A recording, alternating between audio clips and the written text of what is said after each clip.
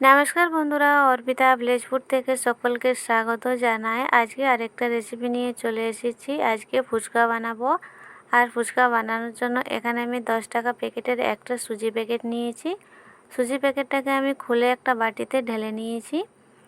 এবারে সুজিটাকে আমি কিছুক্ষণের জন্য ভিজিয়ে রাখবো। সুজিটাকে আমি মোটামুটি আধ ঘন্টা মতো ভিজিয়ে রাখবো। জল দিয়ে দিয়েছি, এই জলেই হয়ে যাবে ভেজানো। এবারে আমি একটা প্লেট দিয়ে ঢাকা দিয়ে দেবো। ঢাকা দিয়ে আমি আধ ঘন্টা রেখে দেবো, তাহলেই ভালো করে সুজিটা ভিজে যাবে। আধ ঘন্টা পরে আমি ফিরে আসছি। এই দেখুন সুজিটা ভিজে গেছে। এবারে সুজিটাকে আমি সাইডে রেখে দিচ্ছি। একটা থালা নিয়ে নিচ্ছি। এবারে আমি নিয়ে নেব গমের আটা। এক বাটি গমের আটা দিয়ে দিচ্ছি। গমের আটার সঙ্গে দিয়ে দেব ভেজানো সুজি।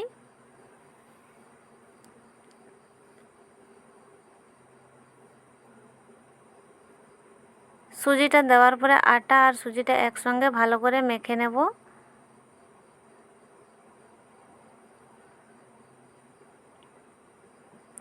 মেখে নিচ্ছি। এখন আমি জল দেব না, লাগলে পরে দিয়ে দেব।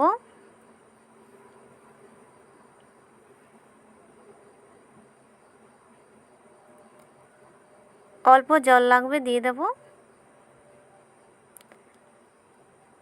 আটা আর সুজির ডোটা একদম আমি নরম করব না, শক্ত করে মেখে নেব। এই দেখুন খুব বেশি শক্ত হয়ে যায়নি।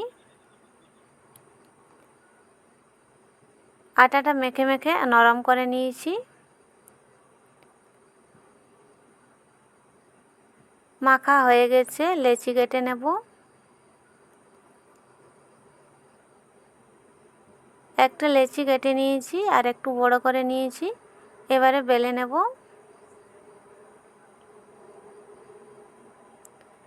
বেলার সময় আমি আটা দিয়ে বেলবো না, এমনিতেই বেলে নেব।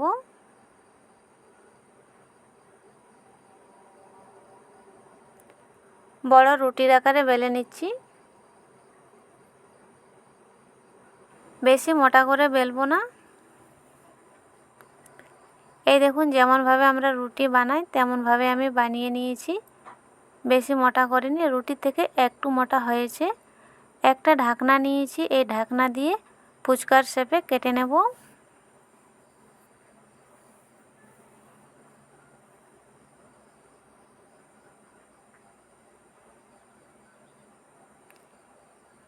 এই দেখুন এরকম করে সব ফুচকাগুলো আমি বানিয়ে নেব।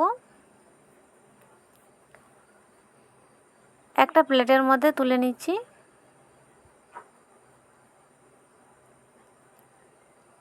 প্লেটটা ছোট হয়ে গেছিলো, একটা থালাতে নিয়ে নিয়েছি। একটা পরিষ্কার কাপড়ে ঢেকে রাখছি, না হলে উপরটা শুকিয়ে যাবে। একটু তেল দিয়ে দিচ্ছি।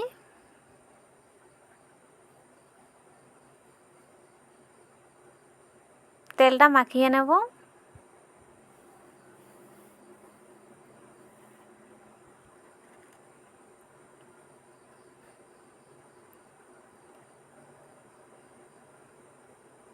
তেলটা মাখানো হয়ে গেছে, বেলে নিচ্ছি।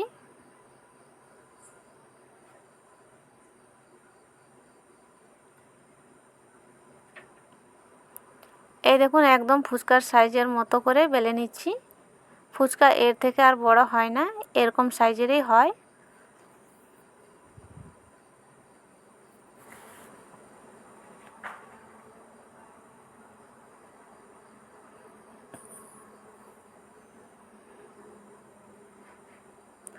অনেকগুলো ফুচকা হবে, একটু সময় নিয়ে বেলে নিতে হবে।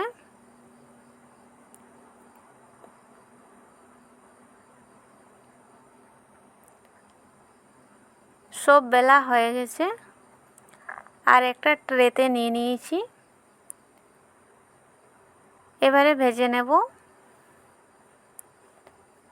ফুচকা ভাজার জন্য কড়াই বসিয়ে দিয়েছি। দিয়ে দেবো সাদা তেল।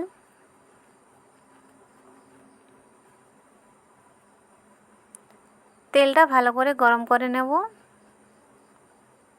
তেল গরম হয়ে গেছে, ফুচকাগুলো দিয়ে দিচ্ছি।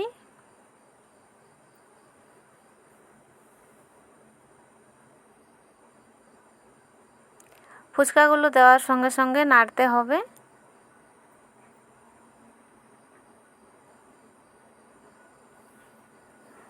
তেলে দেওয়ার সঙ্গে সঙ্গে ফুচকাগুলো ফুলে উঠছে। এইভাবে নাড়তে হবে, না হলে পাপড়ি হয়ে যাবে।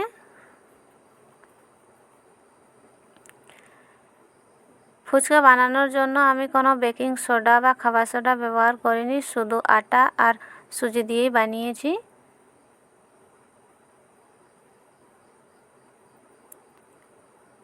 দুই দিকে ভালো করে ভেজে নেব, তারপরে তুলে নেব।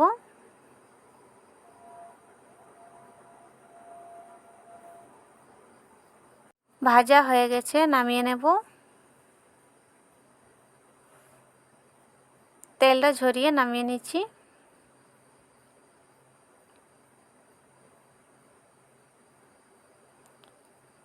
একবার ফুচকাগুলো ভেজে নিয়েছি, আর একবার দিয়ে দিচ্ছি।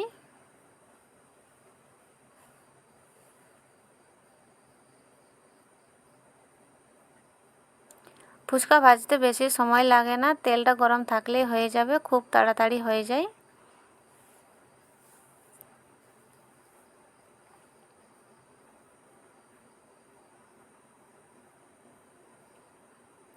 একদিকটা হয়ে গেছে, উল্টে পাল্টে ভেজে নিচ্ছি।